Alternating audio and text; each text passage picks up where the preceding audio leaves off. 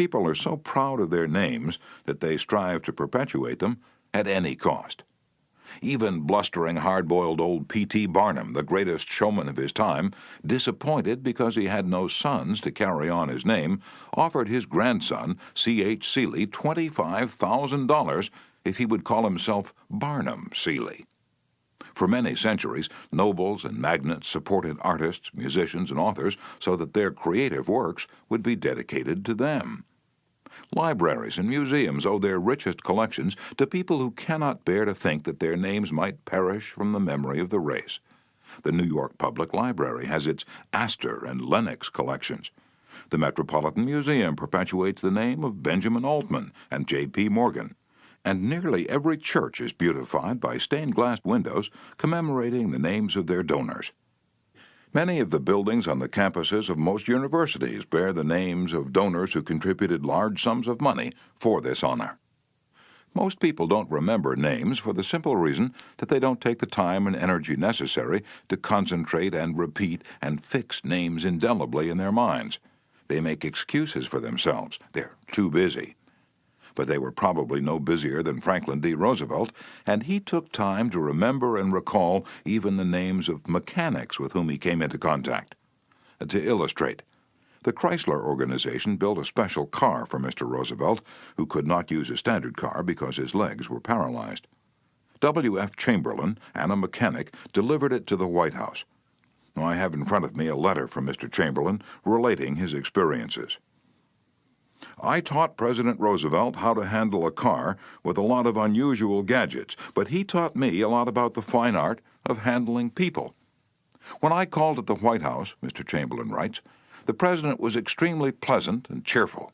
He called me by name, made me feel very comfortable, and particularly impressed me with the fact that he was vitally interested in the things I had to show him and tell him. The car was so designed that it could be operated entirely by hand.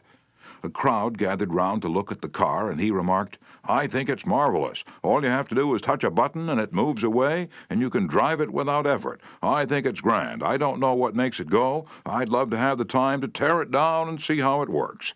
When Mr. Roosevelt's friends and associates admired the machine, he said in their presence, Mr. Chamberlain, I certainly appreciate all the time and effort you've spent in developing this car. It's a mighty fine job. He admired the radiator, the special rear vision mirror and clock, the special spotlight, the kind of upholstery, the sitting position of the driver's seat, the special suitcases in the trunk with his monogram on each suitcase. In other words, he took notice of every detail to which he knew I had given considerable thought. He made a point of bringing these various pieces of equipment to the attention of Mrs. Roosevelt, Miss Perkins, the Secretary of Labor, and his secretary. He even brought the old White House porter into the picture by saying, George, you want to take particularly good care of these suitcases. When the driving lesson was finished, the President turned to me and he said, Well, Mr. Chamberlain, I've been keeping the Federal Reserve Board waiting 30 minutes. I guess I had better get back to work. I took a mechanic with me to the White House. He was introduced to Roosevelt when he first arrived. He didn't talk to the President, and Roosevelt heard his name only once. He was a shy chap, and he kept in the background, but before leaving us, the President looked for the mechanic, shook his hand, called him by name, and thanked him for coming to Washington. And there was nothing perfunctory about his thanks. He meant what he said. I could feel that. A few days after returning to New York, I got an autographed photograph of President Roosevelt and a little note of thanks, again expressing his appreciation for my assistance. How he found time to do it is a mystery to me. Franklin D. Roosevelt knew that one of the simplest, most obvious, and most important ways of gaining goodwill was by remembering names and making people feel important. Yet how many of us do it? Half the time we are introduced to a stranger, we chat for a few minutes and can't even remember his or her name by the time we say goodbye. One of the first lessons a politician learns is this: to recall a voter's name is statesmanship, to forget it is oblivion. And the ability to remember names is almost as important in business and social contacts as it is in politics. Napoleon III, Emperor of France and nephew of the great Napoleon, boasted that in spite of all his royal duties, he could remember the name of every person he met. His technique? Simple. If he didn't hear the name distinctly, he said, "So sorry, I didn't get the name clearly." And then if it was an unusual name, he would say, "How is it spelled?" During the conversation, he took the trouble to repeat the name several times and tried to associate it in his mind with the person's features, expression, and general appearance. If the person was someone of importance, Napoleon went to even further pains. As soon as His Royal Highness was alone, he wrote the name down on a piece of paper, looked at it, concentrated on it, fixed it securely in his mind. And then he tore up the paper. In this way, he gained an eye impression of the name as well as an ear impression. All this takes time, but good manners, said Emerson, are made up of petty sacrifices. The importance of remembering and using names is not just the prerogative of kings and corporate executives. It works for all of us. Ken Nottingham, an employee of General Motors in Indiana, usually had lunch at the company cafeteria. He noticed that the woman who worked behind the counter always had a scowl on her face. She had been making sandwiches for about 2 hours, and I was just another sandwich to her. I told her what I wanted. She weighed out the ham on a little scale, and then she gave me 1 leaf of lettuce, a few potato chips, and handed them to me. The next day I went through the same line, same woman, same scowl. The only difference was I noticed her name tag. I smiled. I said, "Hello, Eunice." Then I told her what I wanted. Well, she forgot the scale, piled on the ham, gave me 3 leaves of lettuce, and heaped on the potato chips until they fell off the plate. We should be aware of the magic contained in a name and realize this single item is wholly and completely owned by the person with whom we are dealing, and nobody else. The name sets the individual apart. It makes him or her unique among all others. The information we are imparting, or the request we are making, takes on a special importance when we approach the situation with the name of the individual. From the waitress to the senior executive, the name will work magic as we deal with others. Principle 3.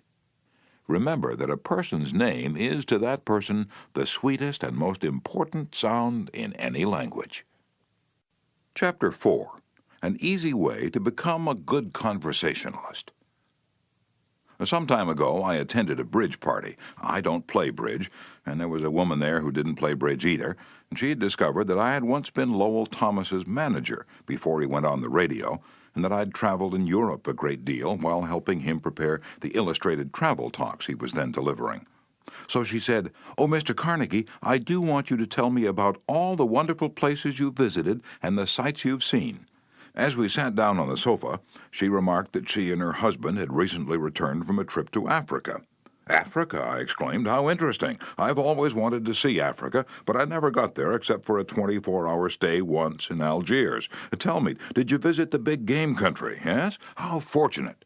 I envy you. Do tell me about Africa." And that kept her talking for 45 minutes. She never again asked me where I had been or what I'd seen. She didn't want to hear me talk about my travels. All she wanted was an interested listener, so she could expand her ego and tell about where she had been. Was she unusual? No, many people are like that. For example, I met a distinguished botanist at a dinner party given by a New York book publisher. I'd never talked with a botanist before, and I found him fascinating. I literally sat on the edge of my chair and listened while he spoke of exotic plants and experiments in developing new forms of plant life and indoor gardens, and even told me astonishing facts about the humble potato. I had a small indoor garden of my own, and he was good enough to tell me how to solve some of my problems. As I said, we were at a dinner party. There must have been a dozen other guests, but I violated all of the canons of courtesy, ignored everyone else, and talked for hours to the botanist. Midnight came. I said good night to everyone and departed. The botanist then turned to our host and paid me several flattering compliments. I was most stimulating, I was this and I was that, and he ended by saying I was a most interesting conversationalist. An interesting conversationalist? Why, I had said hardly anything at all. I couldn't have said anything if I'd wanted to without changing the subject, for I didn't know any more about botany than I knew about the anatomy of a penguin. But I had done this. I had listened intently. I had listened because I was genuinely interested, and he felt it. Naturally, that pleased him. That kind of listening is one of the highest compliments we can pay anyone. Few human beings, wrote Jack Woodford in Strangers in Love, few human beings are proof against the implied flattery of rapt attention. I went even further than giving him rapt attention. I was hearty in my approbation and lavish in my praise. I told him that I had been immensely entertained and instructed, and I had. I told him I wished I had his knowledge, and I did. I told him that I should love to wander the fields with him, and I have. I told him I must see him again, and I did. And so I had him thinking of me as a good conversationalist, when in reality I had been merely a good listener, and had encouraged him to talk. What is the secret, the mystery of a successful business interview? Well, according to former Harvard President Charles W. Eliot, there is no mystery about successful business intercourse. Exclusive attention to the person who is speaking to you is very important. Nothing else is so flattering as that. Eliot himself was a past master of the art of listening. Henry James, one of America's first great novelists, recalled, "Dr. Eliot's listening was not mere silence, but a form of activity.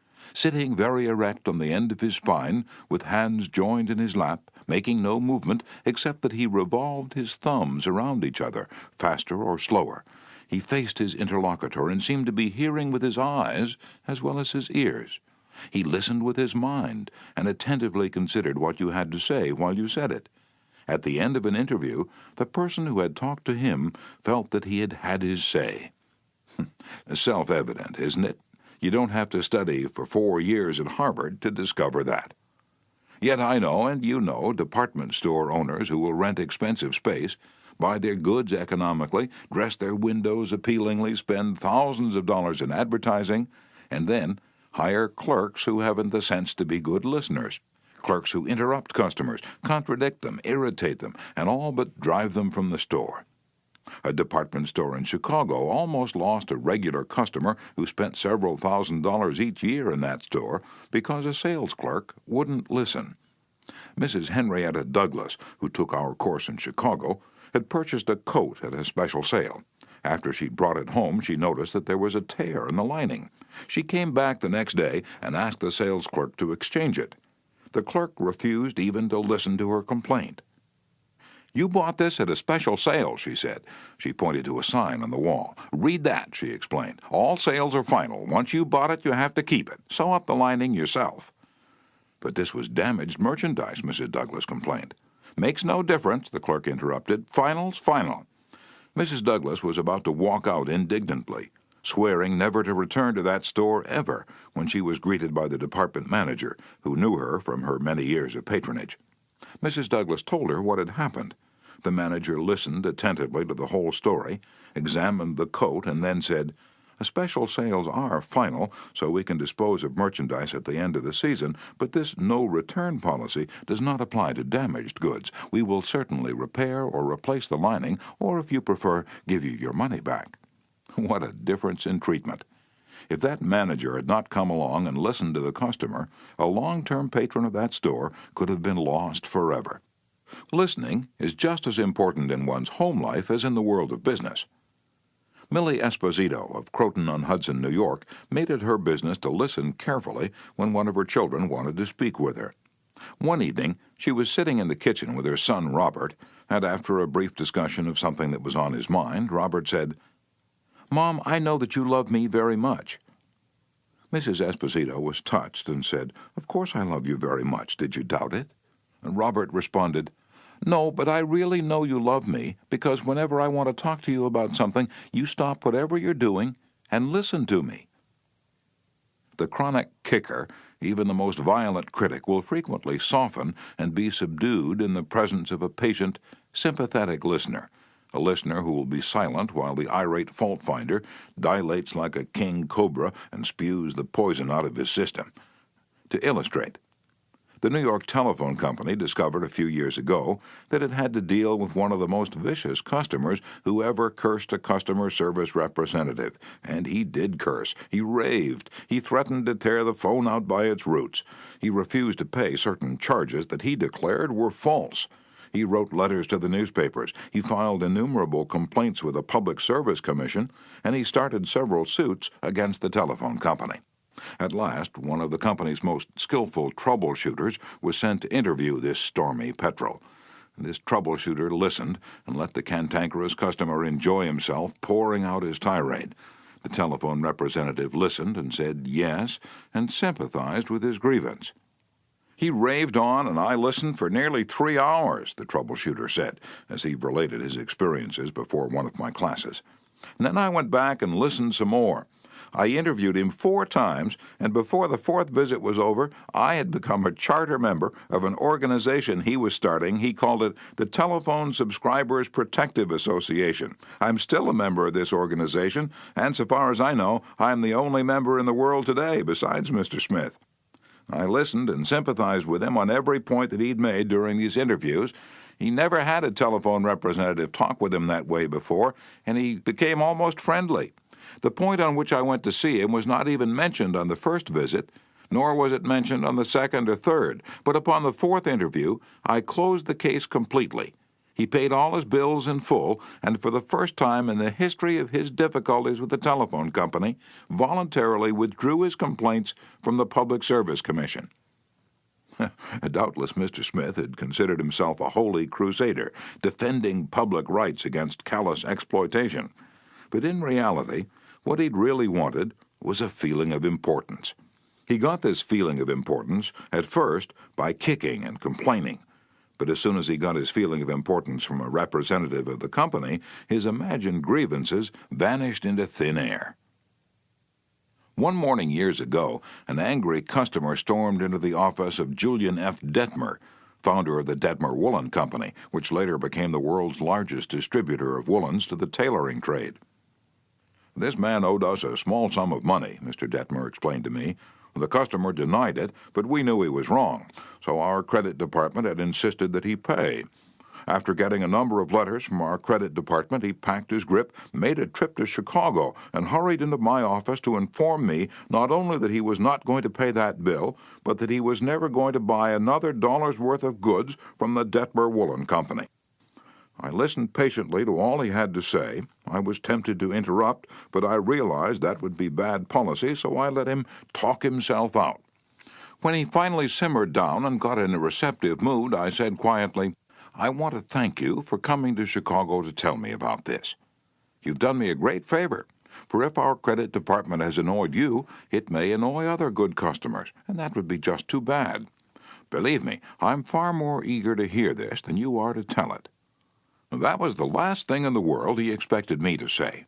I think he was a trifle disappointed, because he'd come to Chicago to tell me a thing or two, and here I was thanking him instead of scrapping with him. I assured him we would wipe the charge off the books and forget it, because he was a very careful man with only one account to look after, while our clerks had to look after thousands. Therefore, he was less likely to be wrong than we were. I told him that I understood exactly how he felt, and if I were in his shoes, I should undoubtedly feel precisely as he did. Since he wasn't going to buy from us anymore, I recommended some other woolen houses. In the past, we'd usually lunch together when he came to Chicago, so I invited him to have lunch with me this day. He accepted reluctantly, but when we came back to the office, he placed a larger order than ever before. He returned home in a softened mood, and, wanting to be just as fair with us as we'd been with him, looked over his bills, found one that had been mislaid, and sent us a check with his apologies. Later, when his wife presented him with a baby boy, he gave his son the middle name of Detmer, and he remained a friend and customer of the house until his death 22 years afterward. Years ago, a poor Dutch immigrant boy washed the windows of a bakery shop after school to help support his family. His people were so poor that in addition he used to go out in the street with a basket every day and collect stray bits of coal that had fallen in the gutter where the coal wagons had delivered fuel. That boy, Edward Bach, never got more than 6 years of schooling in his life, yet eventually he made himself one of the most successful magazine editors in the history of American journalism. How did he do it? That is a long story, but how he got his start can be told briefly. He got his start by using the principles advocated in this chapter. He left school when he was 13 and became an office boy for Western Union, but he didn't for one moment give up the idea of an education. Instead, he started to educate himself. He saved his car fares and went without lunch until he had enough money to buy an encyclopedia of American biography. And then he did an unheard-of thing. He read the lives of famous people and wrote them, asking for additional information about their childhoods. He was a good listener. He asked famous people to tell him more about themselves. He wrote General James A. Garfield, who was then running for president, and asked if it was true that he was once a tow boy on a canal, and Garfield replied. He wrote General Grant asking about a certain battle, and Grant drew a map for him and invited this 14-year-old boy to dinner and spent the evening talking to him.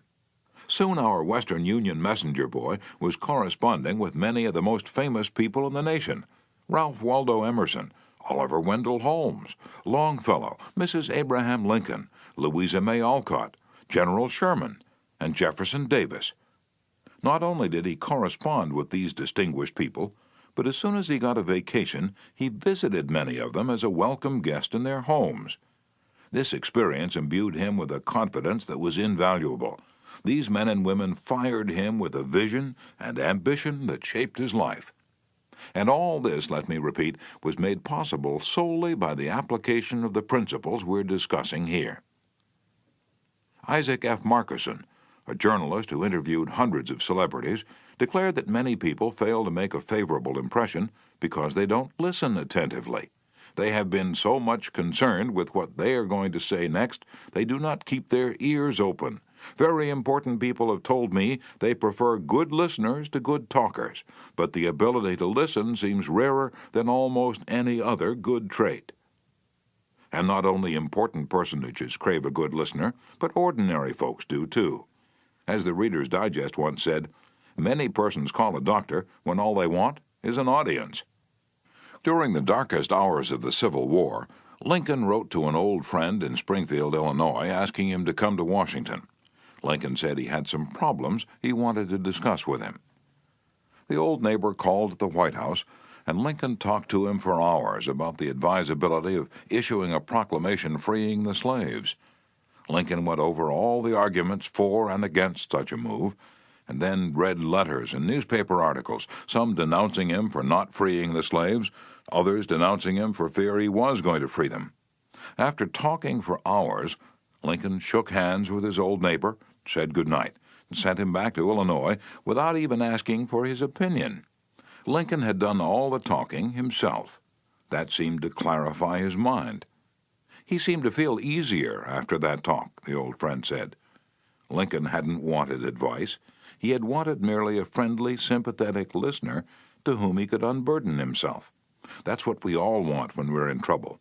That is frequently all the irritated customer wants, and the dissatisfied employee, or the hurt friend. One of the great listeners of modern times was Sigmund Freud. A man who met Freud described his manner of listening. It struck me so forcibly that I shall never forget him. He had qualities which I had never seen in any other man. Never had I seen such concentrated attention. There was none of that piercing, soul-penetrating gaze business. His eyes were mild and genial. His voice was low and kind. His gestures were few, but the attention he gave me, his appreciation of what I said, even when I said it badly, was extraordinary. You have no idea what it meant to be listened to like that. If you want to know how to make people shun you and laugh at you behind your back and even despise you, here's the recipe. Never listen to anyone for long. Talk incessantly about yourself. If you have an idea while the other person is talking, don't wait for him or her to finish. Burst right in and interrupt in the middle of a sentence. Do you know people like that? I do, unfortunately, and the astonishing part of it is that some of them are prominent. Bores, that is all they are. Bores intoxicated with their own egos, drunk with the sense of their own importance. People who talk only of themselves think only of themselves. And those people who think only of themselves, Dr. Nicholas Murray Butler, longtime president of Columbia University, said, are hopelessly uneducated. They are not educated, said Dr. Butler, no matter how instructed they may be. So, if you aspire to be a good conversationalist, be an attentive listener. To be interesting, be interested. Ask questions that other persons will enjoy answering. Encourage them to talk about themselves and their accomplishments. Remember that the people you're talking to are 100 times more interested in themselves and their wants and problems than they are in you and your problems.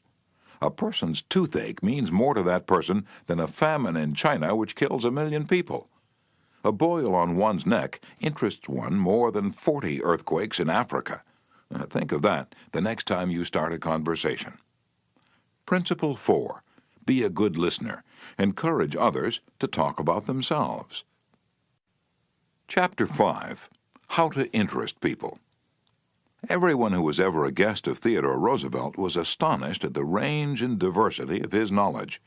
Whether his visitor was a cowboy or a rough rider, a New York politician or a diplomat, Roosevelt knew what to say. And how was it done?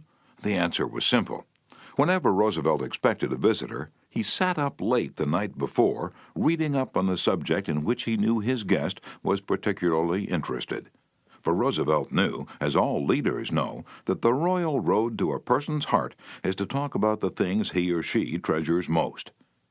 The genial William Lyon Phelps, essayist and professor of literature at Yale, learned this lesson early in life. When I was 8 years old and was spending a weekend visiting my Aunt Libby Lindsley at her home in Stratford on the Housatonic, he wrote in his essay on human nature, a middle-aged man called one evening, and after a polite skirmish with my aunt, he devoted his attention to me. At that time, I happened to be excited about boats, and the visitor discussed the subject in a way that seemed to me particularly interesting. After he left, I spoke of him with enthusiasm. What a man! My aunt informed me he was a New York lawyer, that he cared nothing whatever about boats, that he took not the slightest interest in the subject. But why then did he talk all the time about boats? Because he is a gentleman. He saw you were interested in boats, and he talked about the things he knew would interest and please you. He made himself agreeable. And William Lyon Phelps added, I never forgot my aunt's remark. As I write this chapter, I have before me a letter from Edward L. Chalif, who was active in Boy Scout work. One day I found I needed a favor, writes Mr. Chalif. A big Scout jamboree was coming off in Europe, and I wanted the president of one of the largest corporations in America to pay the expenses of one of my boys for the trip. Fortunately, just before I went down to see this man, I heard that he had drawn a check for $1 million, and that after it was canceled, he had it framed. So the first thing I did when I entered his office was to ask to see the check, a check for $1 million. I told him I never knew that anybody had ever written such a check, and that I wanted to tell my boys I'd actually seen a check for $1 million. He gladly showed it to me. I admired it and asked him to tell me all about how it happened to be drawn. You notice, don't you, that Mr. Chalif didn't begin by talking about the Boy Scouts, or the jamboree in Europe, or what it was he wanted. He talked in terms of what interested the other man. And here's the result. Presently, the man I was interviewing said, "Oh, by the way, what was it you wanted to see me about?" So I told him. To my vast surprise, Mr. Chalif continues, he not only granted immediately what I asked for, but much more. I'd asked him to send only one boy to Europe, but he sent 5 boys and myself, gave me a letter of credit for $1,000, and told us to stay in Europe for 7 weeks. He also gave me letters of introduction to his branch presidents, putting them at our service, and he himself met us in Paris and showed us the town. Since then, he's given jobs to some of the boys whose parents were in want, and he's still active in our group. Yet I know if I hadn't found out what he was interested in and got him warmed up first, I wouldn't have found him 1/10 as easy to approach.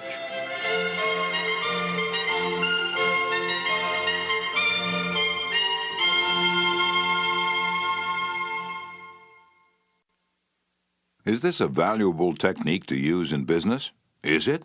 Let's see. Take Henry G. Duvernoy of Duvernoy & Sons, a wholesale baking firm in New York. Mr. Duvernoy had been trying to sell bread to a certain New York hotel.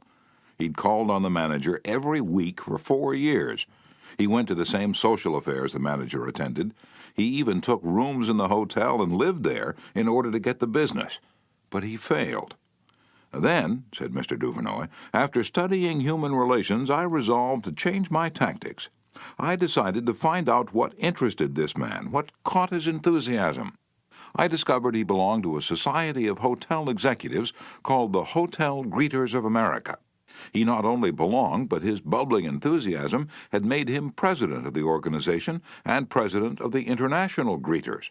No matter where its conventions were held, he would be there.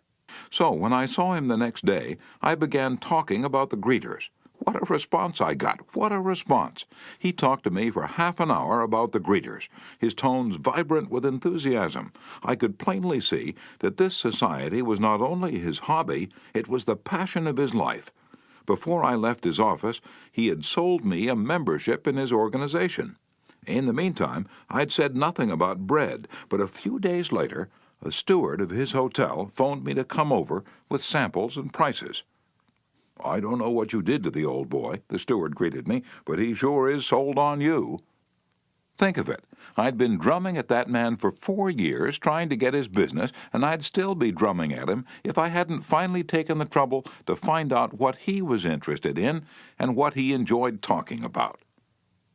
Edward E. Harriman of Hagerstown, Maryland, chose to live in the beautiful Cumberland Valley of Maryland after he completed his military service. Unfortunately, at that time there were few jobs available in the area. A little research uncovered the fact that a number of companies in the area were either owned or controlled by an unusual business maverick, R.J. Funkhauser, whose rise from poverty to riches intrigued Mr. Harriman. However, he was known for being inaccessible to job seekers. Mr. Harriman wrote, "I interviewed a number of people and found out that his major interest was anchored in his drive for power and money.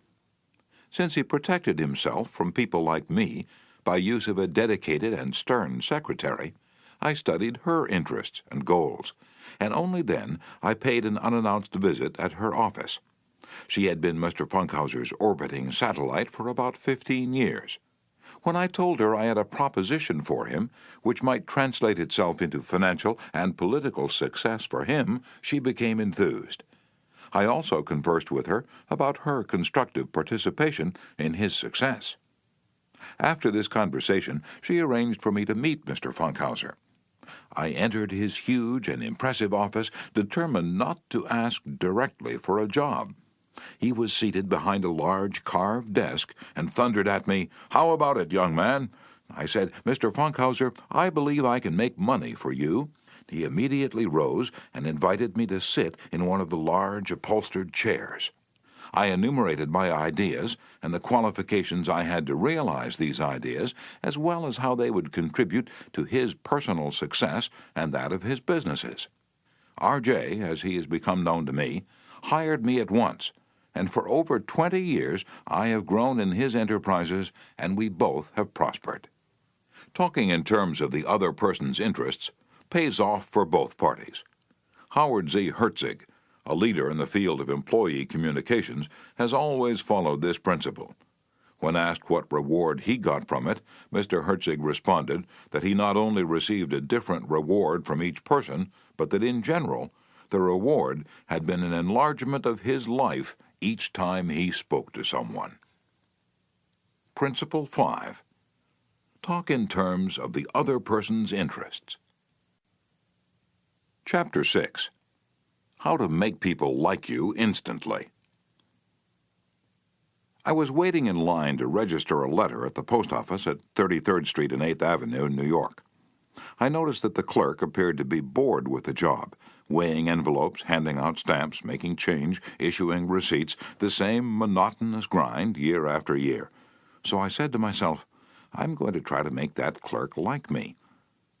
Obviously, to make him like me, I must say something nice, and not about myself, but about him. So I asked myself, what is there about him that I can honestly admire?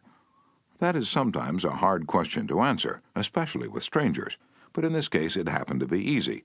I instantly saw something I admired no end. So while he was weighing my envelope, I remarked with enthusiasm, "I certainly wish I had your head of hair." He looked up, half startled, his face beaming with smiles. Well, it isn't as good as it used to be, he said modestly. I assured him that although it might have lost some of its pristine glory, nevertheless it was still magnificent. He was immensely pleased. We carried on a pleasant little conversation, and the last thing he said to me was, "Many people have admired my hair."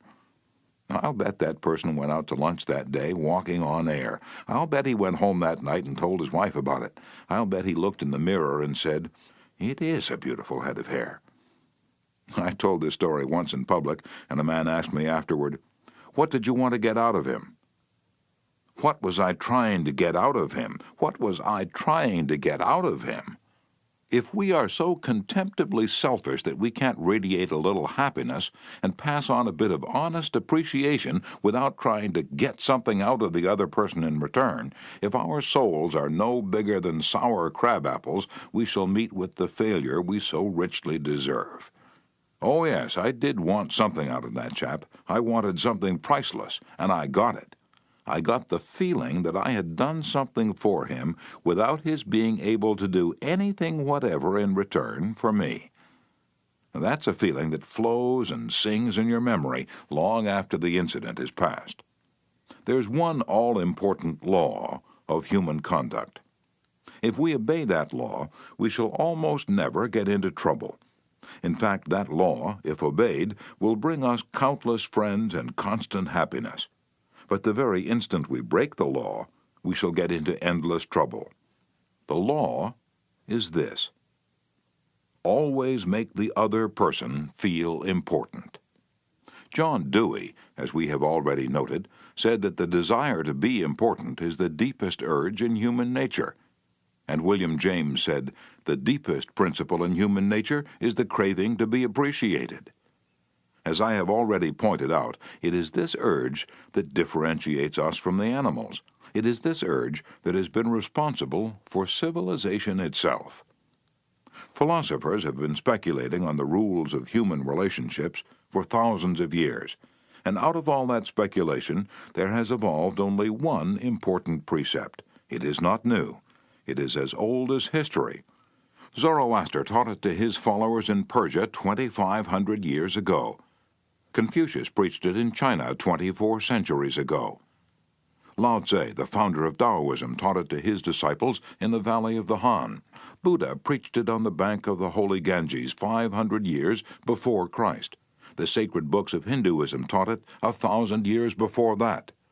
Jesus taught it among the stony hills of Judea 19 centuries ago. Jesus summed it up in one thought, probably the most important rule in the world. Do unto others as you would have others do unto you. You want the approval of those with whom you come in contact. You want recognition of your true worth. You want a feeling that you are important in your little world. You don't want to listen to cheap, insincere flattery, but you do crave sincere appreciation. You want your friends and associates to be, as Charles Schwab put it, hearty in their approbation and lavish in their praise. All of us want that. So let's obey the golden rule and give unto others what we would have others give unto us. How? When? Where? The answer is all the time, everywhere. David G. Smith of Eau Claire, Wisconsin, told one of our classes how he handled a delicate situation when he was asked to take charge of the refreshment booth at a charity concert. The night of the concert, I arrived at the park and found two elderly ladies in a very bad humor standing next to the refreshment stand. Apparently, each thought that she was in charge of this project. As I stood there pondering what to do, one of the members of the sponsoring committee appeared and handed me a cash box and thanked me for taking over the project. She introduced Rose and Jane as my helpers and then ran off. A great silence ensued. Realizing that the cash box was a symbol of authority of sorts, I gave the box to Rose and explained that I might not be able to keep the money straight and that if she took care of it, I'd feel better. I then suggested to Jane that she show two teenagers who'd been assigned to refreshments how to operate the soda machine, and I asked her to be responsible for that part of the project. The evening was very enjoyable, with Rose happily counting the money, Jane supervising the teenagers, and me enjoying the concert. You don't have to wait until you're ambassador to France or chairman of the Clambake Committee of your lodge before you use this philosophy of appreciation. You can work magic with it almost every day. If, for example, the waitress brings us mashed potatoes when we have ordered French fries, let's say, "I'm sorry to trouble you, but I prefer French fried." She'll probably reply, "No trouble at all," and will be glad to change the potatoes because we have shown respect for her. Little phrases such as, "I'm sorry to trouble you," "Would you be so kind?" "Won't you please?" "Would you mind?" "Thank you." Little courtesies like these oil the cogs of the monotonous grind of everyday life, and incidentally, they're the hallmarks of good breeding. Let's take another illustration. Hall Caine's novels, The Christian, The Deemster, The Manxman among them, were all bestsellers in the early part of this century. Millions of people read his novels, countless millions. He was the son of a blacksmith. He never had more than 8 years of schooling in his life, yet when he died, he was the richest literary man of his time. The story goes like this. Hall Caine loved sonnets and ballads, so he devoured all of Dante Gabriel Rossetti's poetry. He even wrote a lecture chanting the praises of Rossetti's artistic achievement and sent a copy to Rossetti himself. Rossetti was delighted. "Any young man who has such an exalted opinion of my ability," Rossetti probably said to himself, "must be brilliant." So Rossetti invited this blacksmith's son to come to London and act as his secretary. That was the turning point in Hall Caine's life, for in his new position he met the literary artists of the day. Profiting by their advice and inspired by their encouragement, he launched upon a career that emblazoned his name across the sky. His home, Greeba Castle on the Isle of Man, became a mecca for tourists from the far corners of the world, and he left a multi-million-dollar estate. Yet who knows, he might have died poor and unknown had he not written an essay expressing his admiration for a famous man. Such is the power, the stupendous power, of sincere, heartfelt appreciation. Rossetti considered himself important. That is not strange. Almost everyone considers himself important, very important. The life of many a person could probably be changed if only someone would make him feel important. Ronald J. Rowland, who is one of the instructors of our course in California, is also a teacher of arts and crafts. He wrote to us about a student named Chris in his beginning crafts class. Chris was a very quiet, shy boy, lacking in self-confidence, the kind of student that often does not receive the attention he deserves. I also teach an advanced class that had grown to be somewhat of a status symbol and a privilege for a student to have earned the right to be in it. On Wednesday, Chris was diligently working at his desk. I really felt there was a hidden fire deep inside him. I asked Chris if he'd like to be in the advanced class. How I wish I could express the look in Chris's face, the emotions in that shy 14-year-old boy trying to hold back his tears. "Who, me, Mr. Rowland? Am I good enough?" "Yes, Chris, you're good enough." I had to leave at that point because tears were coming to my eyes. As Chris walked out of the class that day, seemingly 2 inches taller, he looked at me with bright blue eyes and said in a positive voice, "Thank you, Mr. Rowland." Chris taught me a lesson I will never forget. Our deep desire to feel important. To help me never forget this rule, I made a sign which reads, "You are important." And this sign hangs in the front of the classroom for all to see, and to remind me that each student I face is equally important.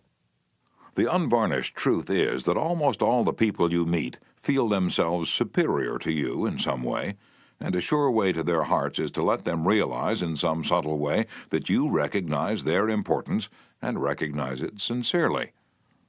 Remember what Emerson said, "Every man I meet is my superior in some way. In that I learn of him."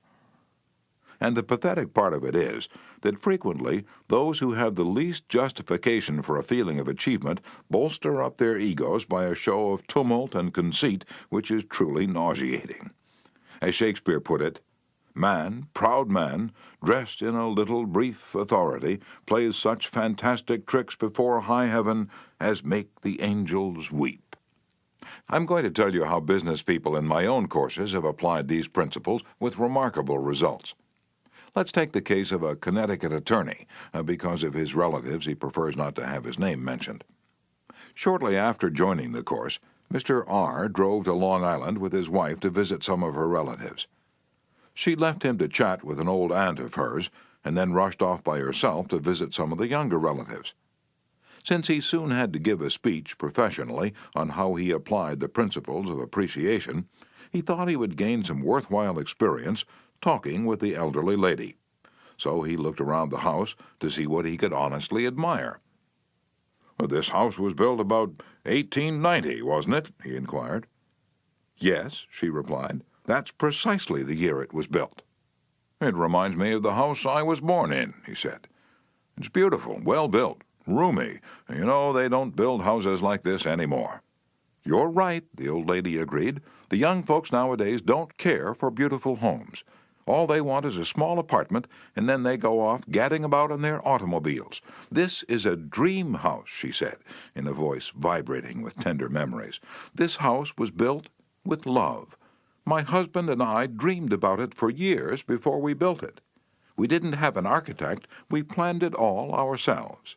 She showed Mr. R. about the house, and he expressed his hearty admiration for the beautiful treasures she'd picked up in her travels and cherished over a lifetime. Paisley shawls, an old English tea set, Wedgwood china, French beds and chairs, Italian paintings, and silk draperies that had once hung in a French chateau. After showing Mr. R. through the house, she took him out to the garage. There, jacked up on blocks, was a Packard car in mint condition. "My husband bought that car for me shortly before he passed on," she said softly.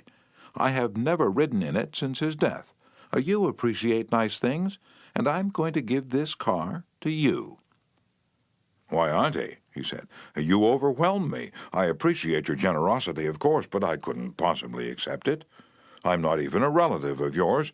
I have a new car, and you have many relatives that would like to have that Packard." "Relatives!" she exclaimed. "Yes, I had relatives who are just waiting till I die so they can get that car, but they are not going to get it."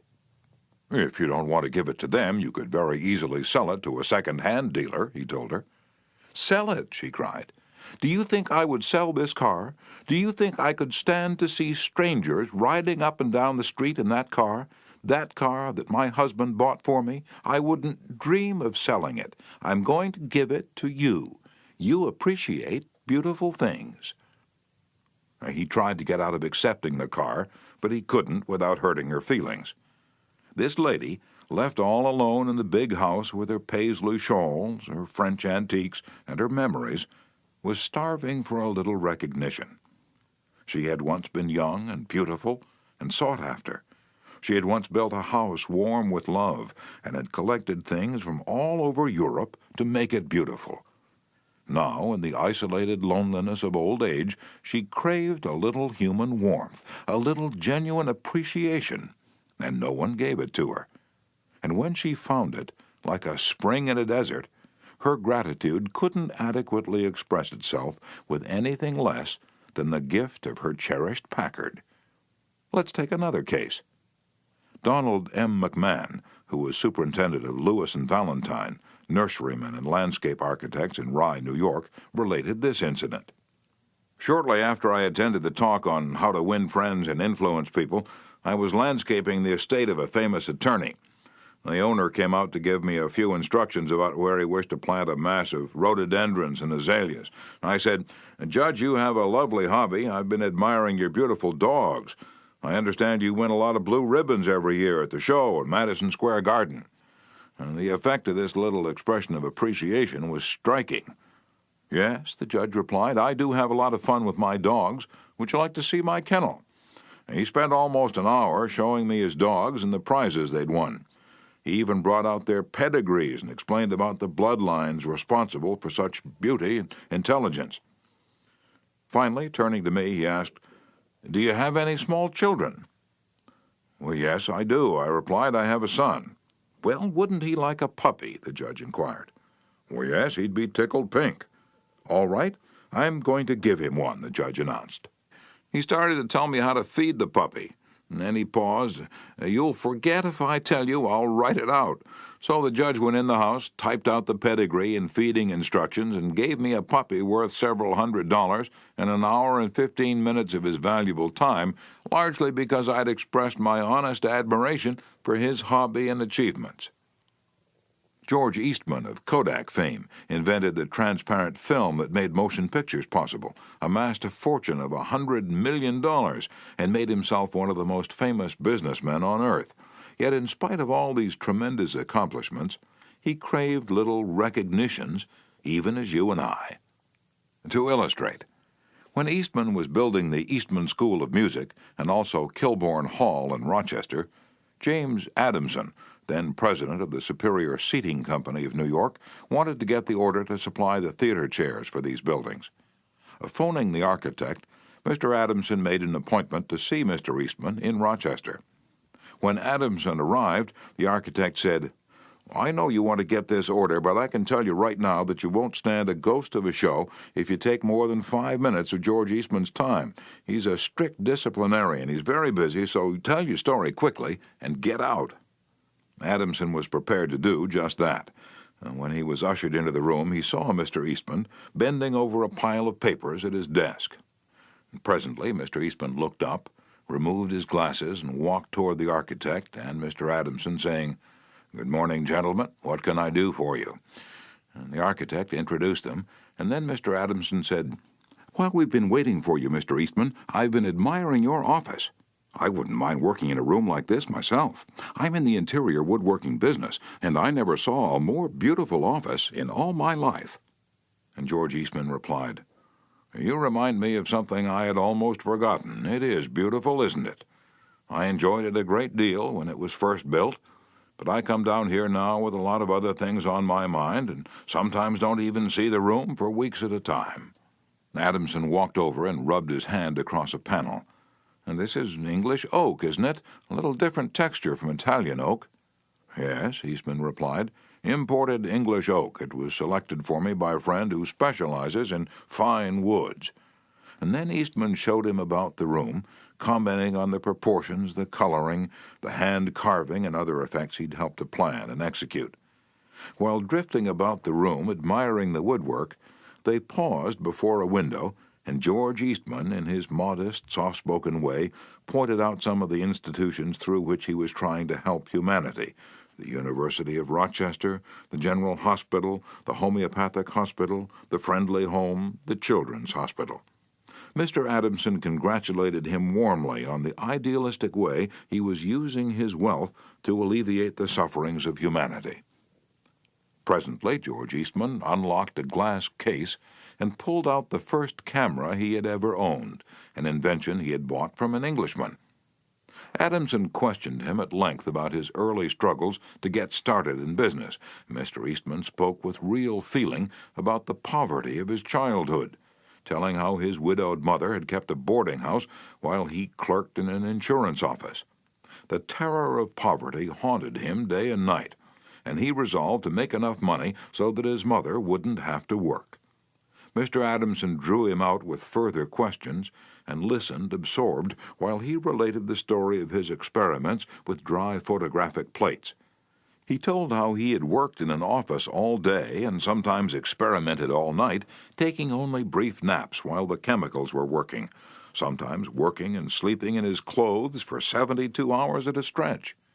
James Adamson had been ushered into Eastman's office at 10:15 and had been warned that he must not take more than 5 minutes, but an hour had passed, and then 2 hours passed, and they were still talking. Finally, George Eastman turned to Adamson and said, "The last time I was in Japan, I bought some chairs, brought them home and put them on my sun porch, but the sun peeled the paint, so I went downtown the other day and bought some paint and painted the chairs myself. Would you like to see what sort of a job I can do painting chairs? All right, come up to my home and have lunch with me, and I'll show you." The order for the seats amounted to $90,000. Now, who do you suppose got the order? James Adamson or one of his competitors? From the time of this story until Mr. Eastman's death, he and James Adamson were close friends. Claude Marais, a restaurant owner in Rouen, France, used this principle and saved his restaurant the loss of a key employee. This woman had been in his employ for 5 years and was a vital link between Monsieur Marais and his staff of 21 people. He was shocked to receive a registered letter from her advising him of her resignation. Monsieur Marais reported, "I was very surprised and even more disappointed because I was under the impression that I had been fair to her and receptive to her needs. Inasmuch as she was a friend as well as an employee, I probably had taken her too much for granted, and maybe was even more demanding of her than of other employees.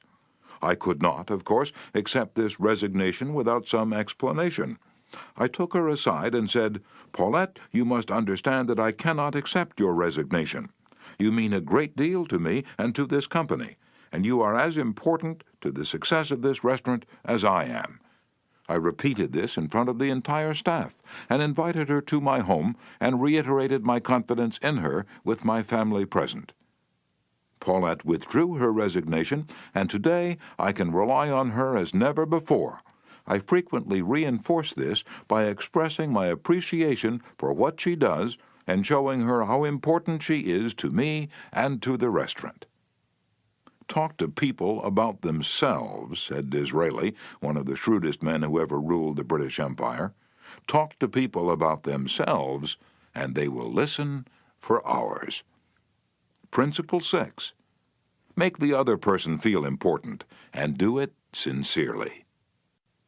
In a nutshell, 6 ways to make people like you. Principle 1. Become genuinely interested in other people. Principle 2. Smile. Principle 3. Remember that a person's name is to that person the sweetest and most important sound in any language. Principle 4. Be a good listener. Encourage others to talk about themselves. Principle 5. Talk in terms of the other person's interests.